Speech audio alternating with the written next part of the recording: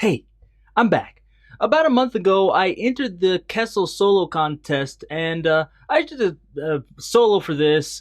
I didn't spend too much time on it. I kind of wish I would have spent more on it, but it was basically just kind of a thing because I haven't been practicing as much, and I haven't really put anything on here as far as guitar is going on for a while. So I thought, you know what, I need to put out some guitar stuff. So I decided to enter the contest.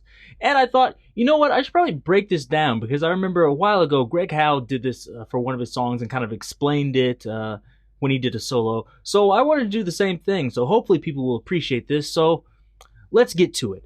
So this is the one I chose. I did about 3 takes, and this one I think was the best. So I used this one. So here it is.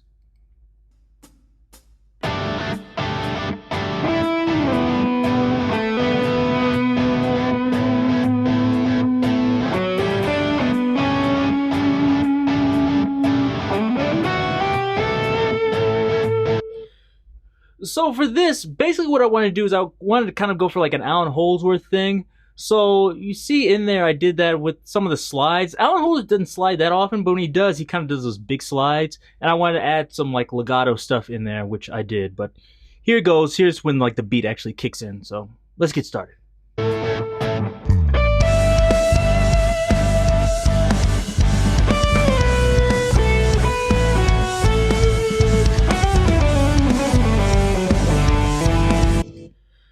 So when I started there, I did a chromatic pull-off. You hear this a lot. Allan Holdsworth does this, and there's a lot of actually fusion guitarists that do this. It's kind of like a fusion cliche. And then I'm just going down the scale and everything in here. Nothing really that interesting. But the next part should be interesting, so let's get to that.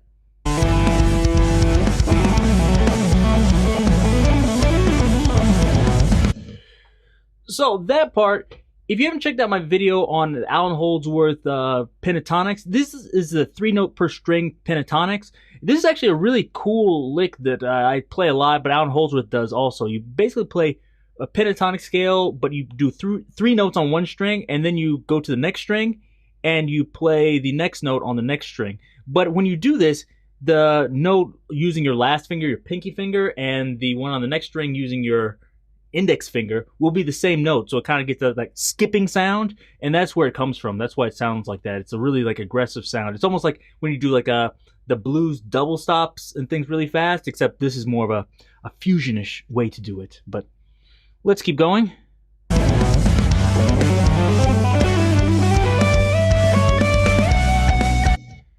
And so if you're wondering, you know, what was that thing I just did here? I really like this. I stole this from Allan Holdsworth too. Basically what I did is what is that, B? I can't even see what it is, or maybe A. I don't know what key it's in, but it's a minor 7th arpeggio. And basically what I did is I moved it up in tritone. So I play it first in the key it actually should be in, and then I move that up a tritone, and then I move it up a tritone again, so it's back in the original key. Because it's symmetrical like that, it's like it's in, out, in. And you can keep going. I didn't want to go too much, but it's cool. So if you're wondering like, hey, how do you get those kind of like computer licks or like those really interesting outside things, that's one way to do it. So of course you can just go up half a step, and that sounds cool too, but to me that's a little bit predictable, whereas doing it this way is a little bit less predictable. It's more like a, ooh, what was that, as opposed to like, I know what you did there. So anyways, let's watch it again.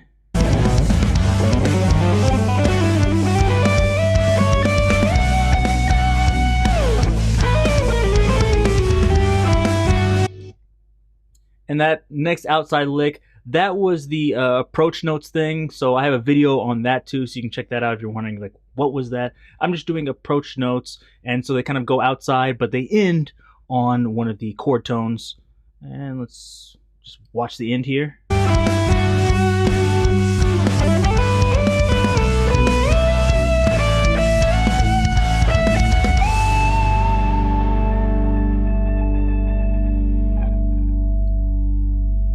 So there we go.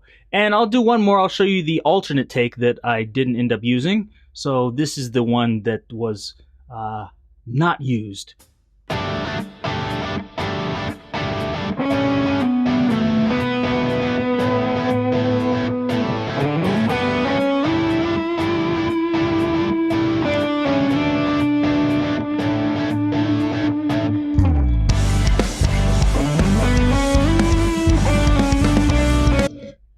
So this one I was trying to be melodic, but I was also trying to throw in some like quick flourishes there. But these are just basically going up and down a scale.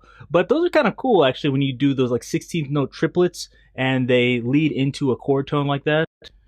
But let's keep going.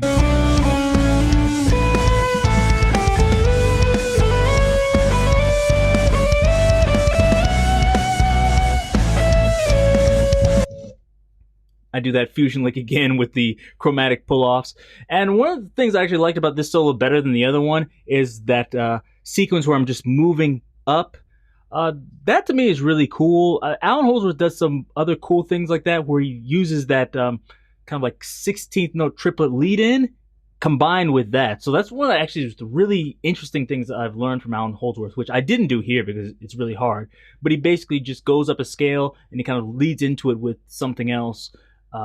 If I'm making any type of sense. So it might be like C, D, and E, just going up a scale, but he does some like flourishes into C, then another flourish into D, then another flourish into E, and it sounds really good, but I wasn't able to do that. I'm no Allan Holdsworth, unfortunately.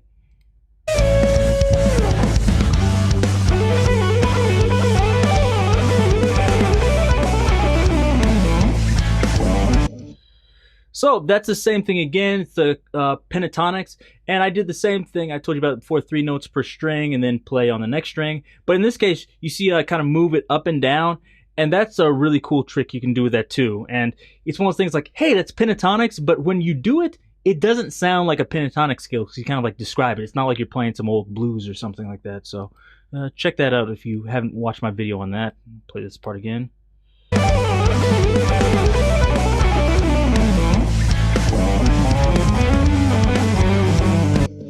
And that part again, that's another arpeggio. This time, instead of doing it on a minor 7 arpeggio, this time I did a major 7 arpeggio. And you can do it in the exact same way. I'll play it again.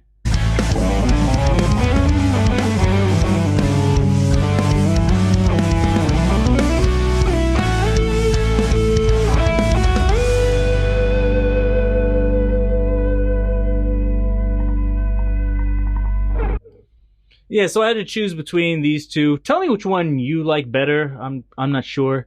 I kind of like the first one better, but both had good points. And I actually did 3, and the other one was just pure garbage, so I didn't use that. And actually, one of the most important things to pick up is I learned from this is I need to actually clean my room. There's a bunch of dust and things on the floor that I need to clean up.